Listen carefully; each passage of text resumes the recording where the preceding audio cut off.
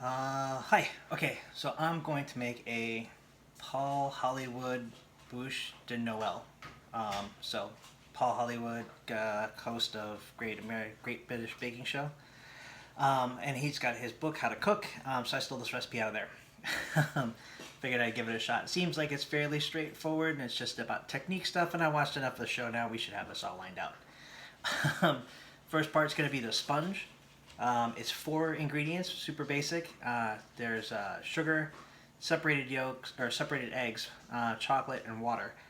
With the sugar, it calls for castor sugar, which is just a finer version of granulated sugar. So if you looked at it as like granulated sugar and then castor sugar and then powdered sugar. So I just took some of my regular granulated sugar and threw it in the blender, pulsed it a couple of times just to get it a little bit finer so it helps to dissolve. And I've got it here in with my egg yolks. I've got egg whites separated over here. I got 2 more eggs to go through and do out of my 6. So what I do is I just take and I kind of take my egg and crack it on the flat of the counter until it starts to crack. So that way I don't really have to worry about having any pieces kind of jumped into there. And then I start to slowly just kind of pull it apart so I get a nice sort of like half and half. I leave it so that way I can try and keep my yolk in one side. Things I'm looking for is I want to try and get my yolk to separate from the white and then kick it from one eggshell to the other. You have to be very careful to not get any yolk in your whites, otherwise they won't rise. A little bit of fat, a little bit of oil in there makes it so the egg whites just won't whip up or hold any body. So if you end up cracking the yolk at all, immediately just get it over where the sugar's at. So that way you don't end up wasting the egg. It won't matter if there's a little extra white in this side. It will make a big difference if there's yolk in this side. So you see I kind of cracked it again. It wasn't perfect, but I still have my little scoop level.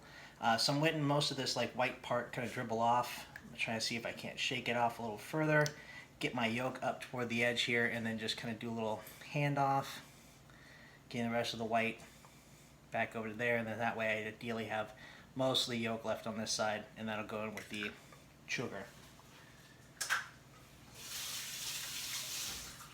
Now I am going to mix these things together. First and foremost, I took the chocolate and the water and I put it in a bowl, and then I've been sort of blasting it in the microwave like 30 seconds at a time, just to try and get like a nice sort of smooth mixture. The water, the amount of water we put in will help it to make sure that it doesn't seize. Those of you who played with chocolate before know that like little dribbles of water will go through and cause your chocolate to freak out. But a good amount of it will just kind of get it softer and give you more time to keep it pliable. But we're going to start off with the egg yolks and the sugar. We're going to mix those real quick.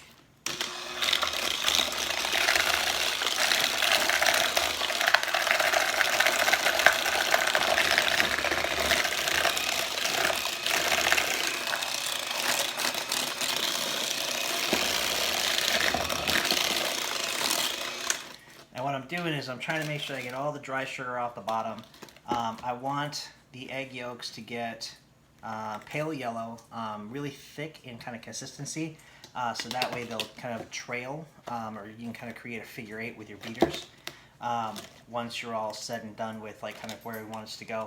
Right now you can kind of see that it's still a little grainy, or at least I can see that it's still a little grainy, so I'm going to keep going. I'm going to turn it up a little bit, but just trying to get sort of light, fluffy, pale yellow, and a nice sort of like thick consistency to it.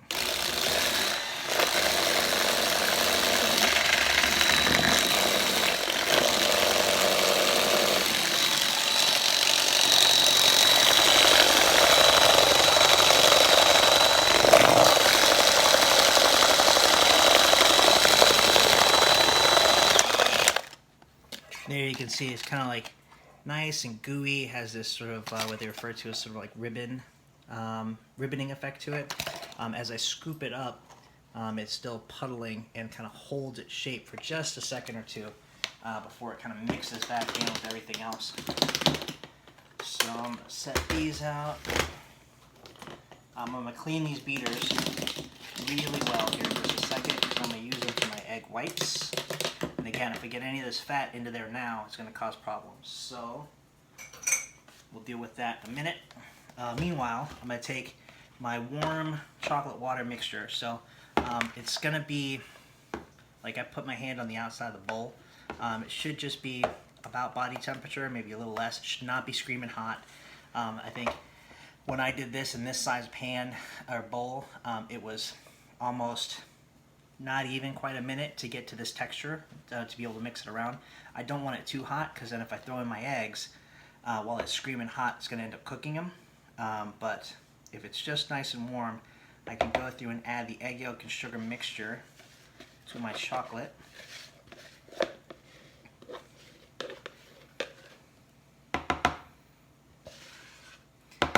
Now this one won't matter as much while we mix it together. The next step with the egg whites is where it gets a little trickier because we have to try and trap all that egg white air that we've got going on. And here we're just kind of making the base of it. But the process is still, just kind of fold everything together. There's no sense to be, aggressive with it if you don't need to be. So just nice, light, gentle folding. I kind of swoop around that outside, fold it over, and kind of cut through the middle again. And then just keep doing this. I'm trying to get a nice, semi uniform color on this. Making sure I'm using a rubber spatula so I can really get deep in the cracks and corners of this bowl. Kind of see there's a little bit of streakiness still, but overall that's the oven preheated to 425, just about on time with what we're doing. But now I got that nice sort of uniform dark rich chocolatey color to it. Set that aside. We're going to clean those beaters real fast and get to the egg whites.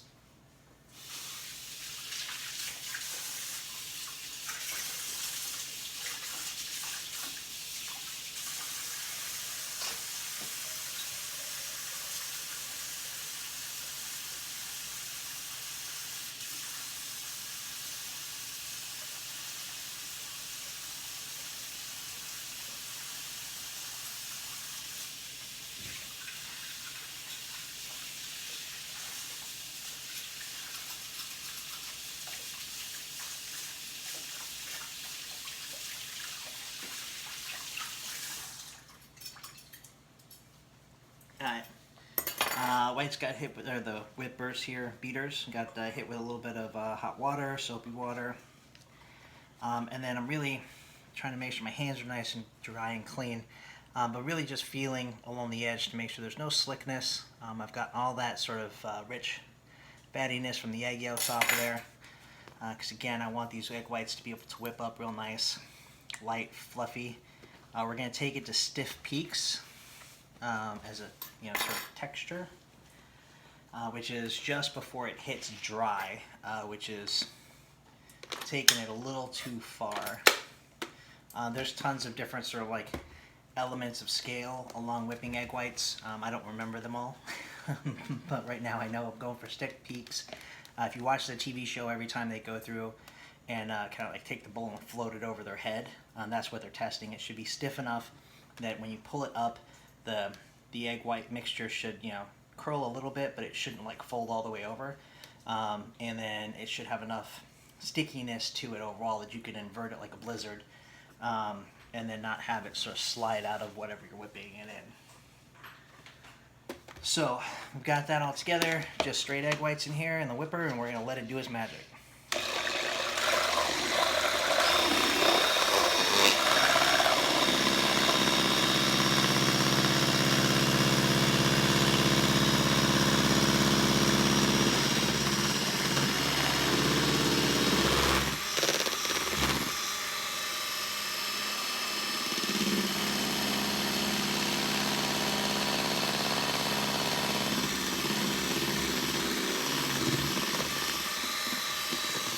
Bubbles on this might be hard to see, it's going to be red and white. They started off pretty big, right whenever they started to gather together. Now it's starting to get a lot smaller. It's almost like not quite latte foam size bubbles, but getting there. And what I'm doing is I keep going down to the bottom and then coming back up to the top. So I want to make sure that I get all the liquefied egg whites off the bottom here, but I still need to incorporate air. So that's really what I'm trying to do. And so if I don't have air coming into it, it tends, for me at least, to feel like it takes a little longer for it to get where I want it to go.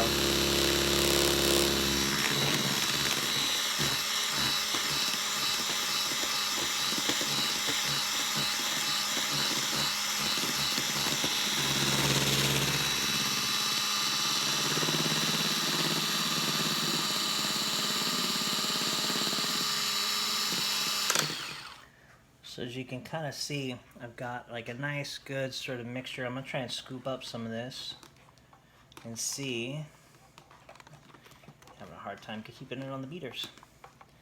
But you can see how it kind of stands up nice and straight. I don't think we're going to go too much further than that.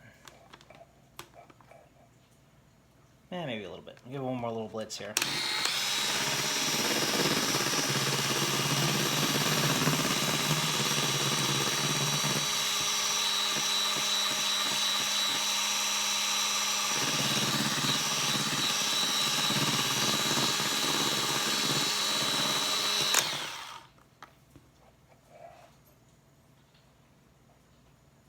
Alright, so that little ridge here doesn't want to fall over. I can hold the whole thing upside down.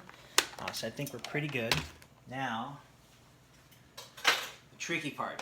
Now I got to try and keep all this air in here as I mix it. And every time I mix it or touch it or putz with it or even let it sit, those air bubbles are starting to weaken the walls that are keeping them separated, and they want to join up with each other and start making bigger bubbles.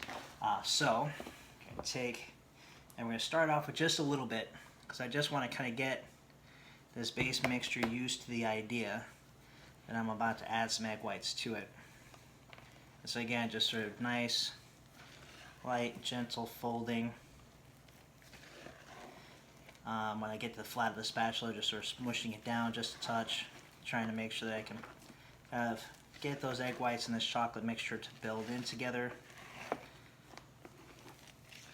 Got lots of streakiness right now still, but just keeping at it.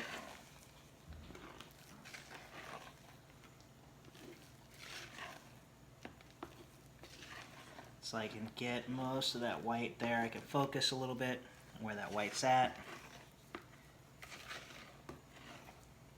Just sort of lightening up this cake base. Okay, so now we're going to do it again. This time I'm going to go a little more on my whites. About half of what I got left. Then just taking that cake mixture, folding it over the whites, and then just keep trying to incorporate the white into the chocolate. Swoop, cut through, come around, swoop, cut through.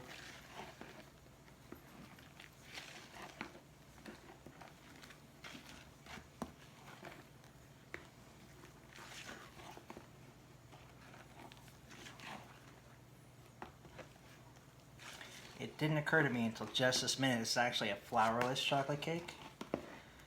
Same basic principle. We use something similar to this at the restaurants when I worked there.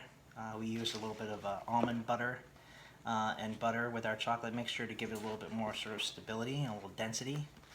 But all in all, it's pretty much just, you get your butter mixture, when you add your eggs to it, and then just trying to gently fold in, and these air bubbles of the egg white is going to basically expand when we get it into the oven, and that expansion is what's going to make our cake light and airy. So if we overmix, we'll end up with a little bit more dense of a cake sponge layer, and it'll be almost like a fudge when it gets all thick and dense like that. Alright, so added the last of the egg whites here, just still trying to get nice, sort of fold over, cutting back through, hoping to get everything incorporated without losing too much air.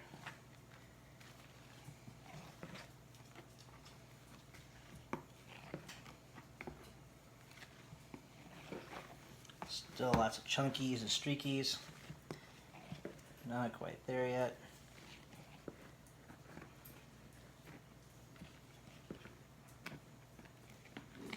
Scrape the sides of my spatula for anything that's kind of sticky.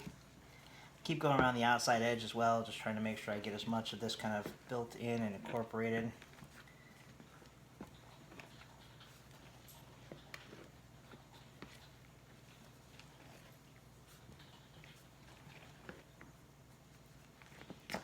Since I'm making this here at home and not on a Paul Hollywood competition show, got a couple little white spots still left in there. I'm not going to push it much further.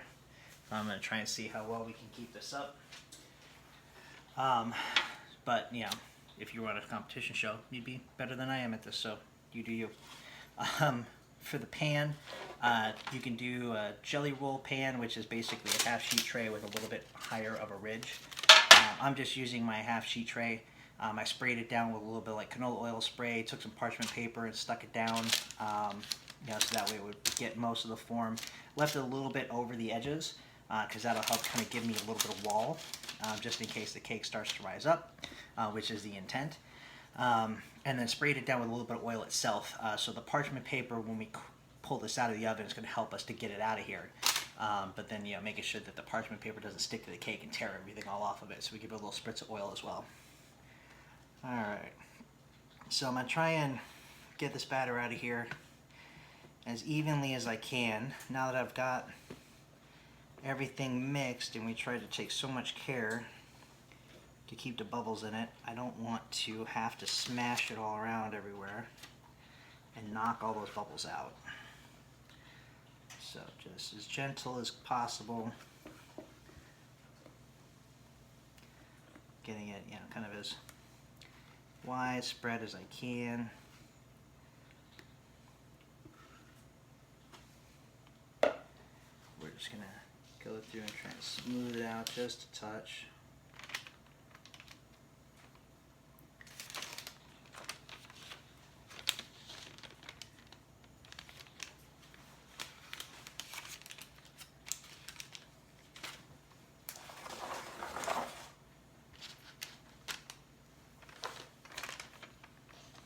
Try and get out to those corners. One more little time here, just light, real gentle swooping sort of motions, trying to level off my peaks and valleys here as much as I can. Alright, and then into the 425-degree oven for 12 minutes.